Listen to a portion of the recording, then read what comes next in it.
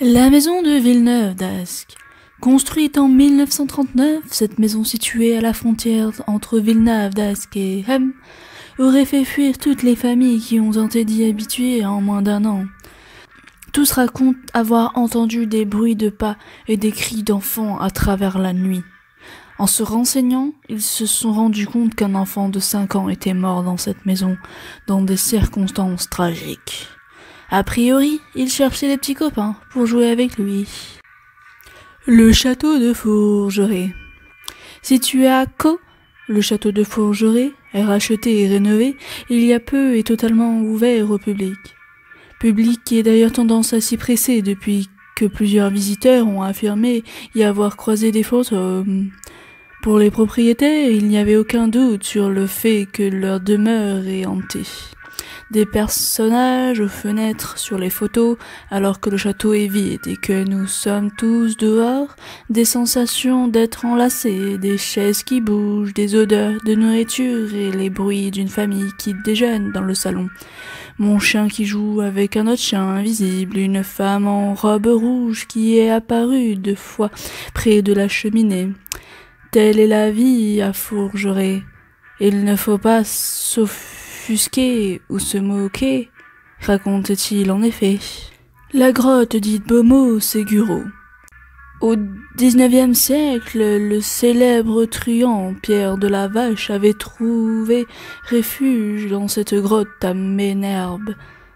Son frère, resté honnête, le dénonça à la police, mais lorsque les policiers arrivèrent pour l'arrêter, il décida de se précipiter lui-même dans le vide et de se suicider avec lui pour ne pas qu'il soit condamné à mort par la justice. On raconte que les fantômes des 2 frères se baladent toujours du côté de la grotte Beaumont-Ségureau et qu'ils s'amusent à pousser les passants du haut de la falaise. Le château de Vaux. Construit au XIe siècle, le château classé au titre des monuments historiques s'est révélé être hanté dans les années 80. Son propriétaire de l'époque raconte alors qu'il fait régulièrement la rencontre au détour d'un couloir du fantôme de Lucie. Pour la petite histoire, Lucie était la domestique du baron Guy de Daillon, propriétaire des lieux dans les années 1560.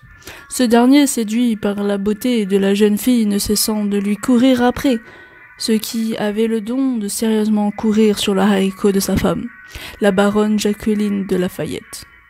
Un jour que son époux infidèle était parti guerroyer, la douce baronne jeta Lucie au cachot et la laissa mourir de froid et de faim. Lucie qui, depuis la quand même un peu mauvaise, fait donc de temps à autre des petites apparitions, histoire de foutre les boules à ceux qui ont le malheur de venir la déranger. 13 place du 11 novembre, Brisley. Après avoir emmené dans leur nouvelle demeure en 2011, Alain et Marilyn Langlois ont rapidement constaté des phénomènes paranormaux. Ils racontent par exemple qu'ils étaient réveillés toutes les nuits par des bruits violents en dessous de leur lit et qu'ils sentaient parfois quelque chose de froid caresser leurs bras. Selon les experts qui sont venus exploiter la maison, il s'agissait du fantôme d'une fillette de 6 ans environ, aperçue à plusieurs reprises dans le grenier. Heureusement, suite à un exorcisme, sa présence se serait faite plus discrète. L'église d'Incarville. Nous avons ici affaire au gentil fantôme de l'abbé de la Mare, curé des lieux jusqu'en 1949, dont la dépouille repose dans le cœur de l'église et qui apparemment aimait tellement sa paroisse et sa région qu'il ne peut se décider à quitter les lieux. Du coup, il vient faire des gros câlins aux gens qui passent, mais pas de panique, il n'a pas encore énuclé personne. L'appartement du square La Bruyère. Propriété de l'office HLM de Paris, ce bel appartement aurait été le lieu de terribles drames successifs. Le premier n'est pas des moindres puisque le locataire de l'appartement aurait été découpé à la scie, puis rangé avec soin dans une malle retrouvée à la gare de Lyon. La locataire suivante, une antiquaire, se suicida. Le 3e mourut dans des circonstances inexpliquées. La dernière, se jeta par la fenêtre en laissant un mot où elle affirmait que la chose l'avait poussée à mourir. Depuis, l'appartement est inhabité. Les jardins du Petit Trianon à Versailles. 10 août 1901. Éléanore Jourdain et Anne Moberly se baladent dans les jardins du château de Versailles à la recherche du Petit Trianon. Quand elles se sentent toutes les deux oppressées sans savoir pourquoi, elles croisent alors toute une série de personnages vêtus étrangèrement, dont une femme ressemblait à Marie-Antoinette. Étonnées de cette expérience, elles se reparlent quelques jours plus tard et constatent qu'elles n'ont pas vu les mêmes personnes, mais surtout que les bâtiments qu'elles ont vus n'existaient plus. Tout ce petit monde était donc assez clairement des fantômes.